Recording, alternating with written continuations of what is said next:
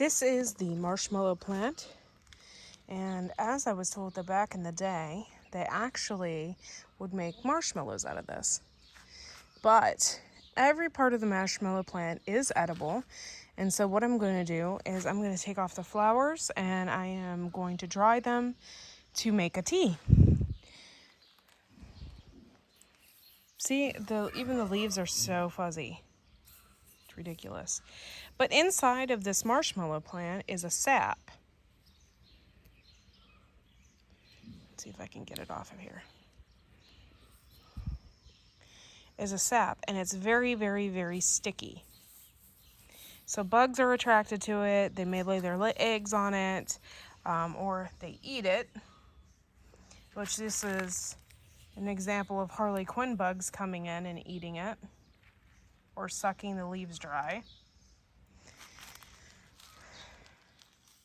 But I'm going to make a tea out of the leaves, and it has good medicinal properties.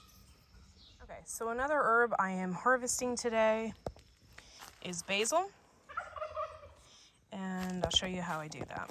So my basil has grown up a lot since the first time I harvested it. So basically you count the stems, or you just trim a little off the top. You always leave enough behind so that can continue to grow up. Because if you don't, you'll kill the plant. You don't want to do that. So what I'm doing is I'm just trimming the tops, pulling off some leaves, and then I'm going to leave the rest behind. When I first started this basil over here, I thought it wasn't going to do much, but now I can't believe how unbelievable it looks. It is starting to go to seed or starting to get blooms on it. You definitely want to cut the tops of those off and then cut it down. You want to leave some of the plant behind, because if you don't, you could possibly kill it and then it will not grow back or produce more for you. So I've already gathered quite a bit, and I'm going to gather some more. And then I put this in my dehydrator, or you can put it in a bag and hang it up. If you are going to put it in a bag, I highly suggest putting it in a paper bag and hanging it up. That'll work just as well. I can't wait to harvest this. I'm going to have so much basil this year. So this is my second harvest for the summer.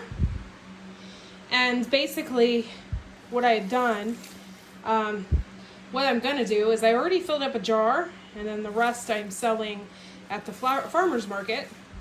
So I'll be drying this and selling my spices and herbs and stuff at the farmer's market. Thanks for watching, guys. Make sure to like and subscribe, and we will see you on the next video. Bye, y'all.